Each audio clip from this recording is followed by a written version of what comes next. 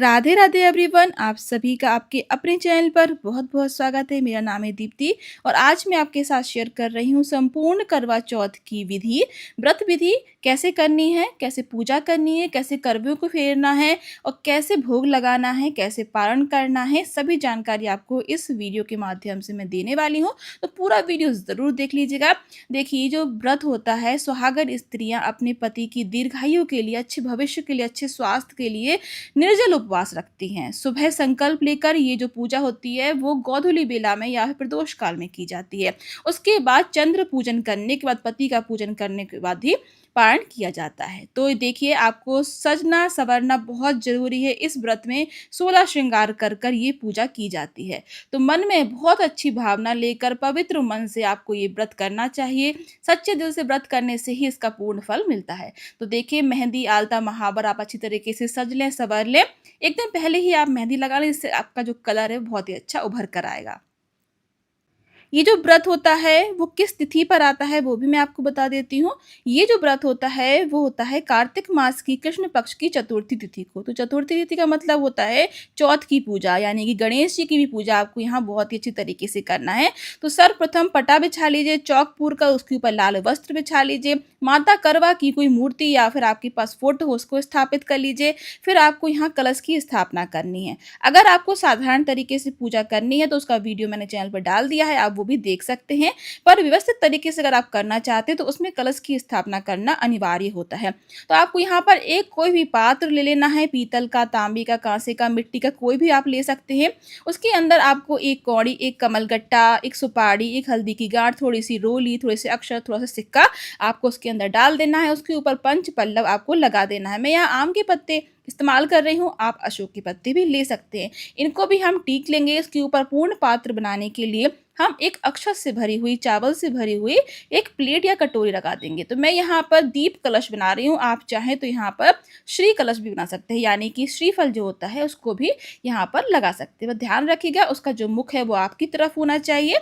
इसके बाद देखिए, मैंने दीपक को प्रज्वलित कर लिया। अपनी जो पूजा है उसको हम शुरू करेंगे। तो यहाँ पर आपको एक करवा तो चाहिए ही चाहिए है। अगर आप 2 करवा रखना चाहते हैं तो 2 भी रख सकते हैं। तो मैं यहाँ पर एक जो करवा है मिट्टी का ले रही हूँ। अगर आपके पास धातु का है तो आप धातु का भी ले सकते हैं, पर मिट्टी का अगर आप ले रहे हैं तो ध्यान रखिएगा उसको अगले दिन आपको विसर्जित करना होगा।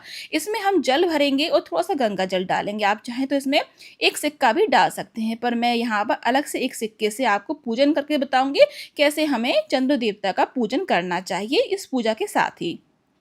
इसके ऊपर भी हम थोड़े से गेहूं डाल देंगे। आप चाहें तो अक्षत भी रख सकते हैं। एक प्लेट के ऊपर गेहूं रख देंगे। और जो हमारा मीठा वाला करवा है, ये वाला जो करवा होता है वो शक्कर का बना हुआ होता है। इसको ऐसे ही ऐसे उठा के बाद में हम इसको दान दे देते हैं। जिसको भी आप बायना का सामान दे रहे हैं उसी को आप ये करवा भी दान में दे सकते हैं।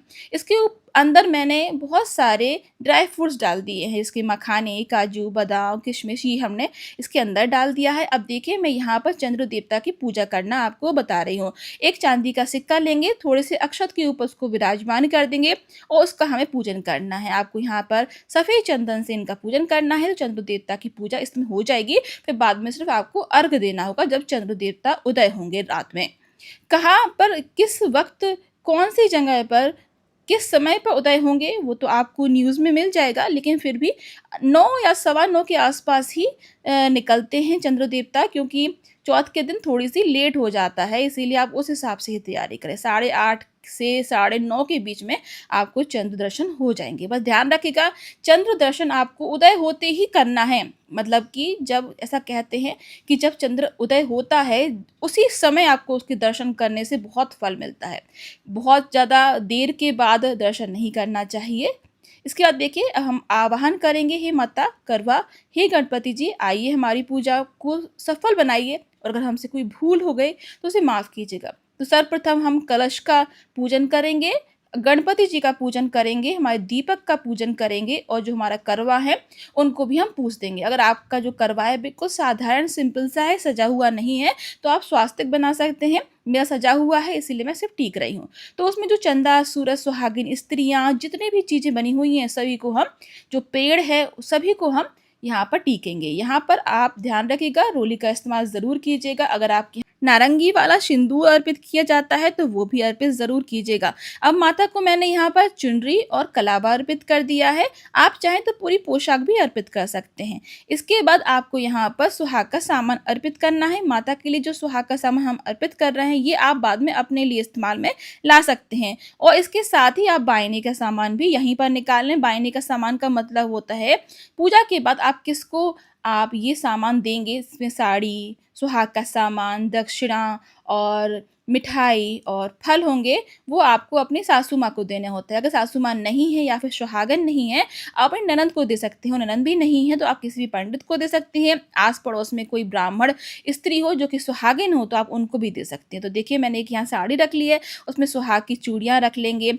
सारा जितना भी सुहाग का सामान है वो रख लीजिए, मिठाई रख लीजिए और यहाँ पर मैंने सिंघाड़े का भोग लगाया है। अब देखिए चौथ का मतलब होता है 4 अंक, 4 अंक का मतलब होता है हर चीज़ हमें 4-4 अर्पित करनी चाहिए। तो हमने करवे के ऊपर भी 4 पेड़े रखे हैं और अलग से भी 4 पेड़ों का प्रसाद लगा रही हूँ। आप चाहें तो आपके घर में जो भी सामान बना है, हलवा, पूड़ी, मिठाई, जितने भी पकवान बने हैं वो सभी यहाँ पर भोग में ज़रूर लगाइएगा।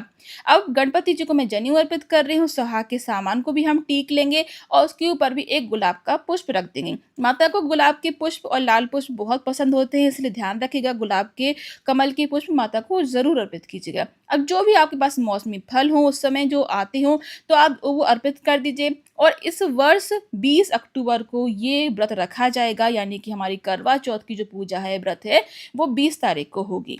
अब देखिए सुबह जो आप संकल्प ले रहे हैं ध्यान रखिएगा, उसका पारण आप तभी कीजिएगा जब आप पूरी दान की सामग्री दे दें और आप चंद्र देवता का पूजन कर लें। उसके बाद ही आपको भोग प्रसादी पानी है। पहले तो अपने पति के हाथ से पाइए और फिर बाद में आप स्वयं भी खा सकते हैं।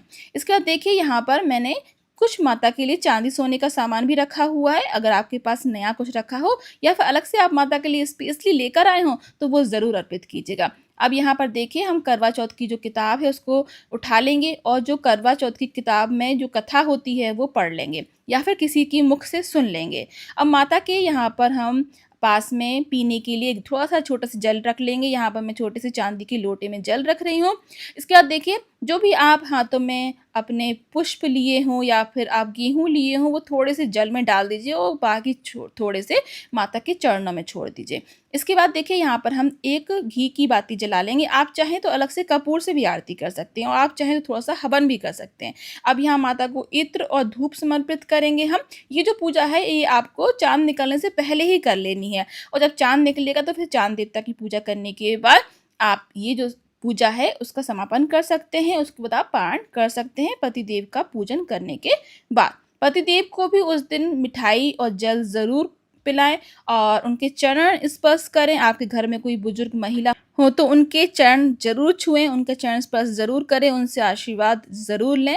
अपने बड़े बुजुर्गों का आशीर्वाद ही बहुत ज़्यादा पुण्य प्राप्त करने के लिए काफ़ी होता है, इसीलिए उनका आप कभी भी दिल ना दुखाएँ, उनको हमेशा साथ में लेकर चलें। मैं हमेशा यही कोशिश करती हूँ। अब हम आरती कर लेंगे, समस्त पूजा का आचमन करेंगे। अपने साड़ी के पल्लू से आप आचमन कर दीजिए।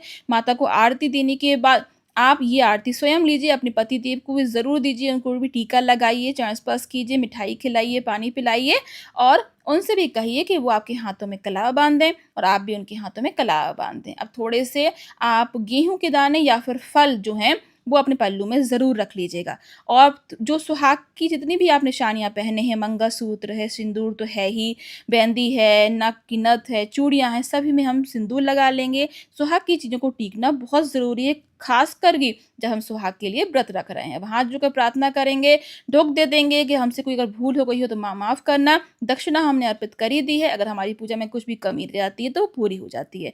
आई होप कि आज का ये वीडियो आपको अच्छा लगा होगा। अगर आपको थोड़ा-सा भी अच्छा लगा हो तो प्लीज़ लाइक कीजिएगा। ज़्यादा से ज़्यादा इस वीडियो को शेयर कीजिएगा। आप कहाँ से मेरा ये वीडियो देख रहे हैं ज़रूर बताइएगा। आप सभी का बहुत-बहुत धन्यवाद।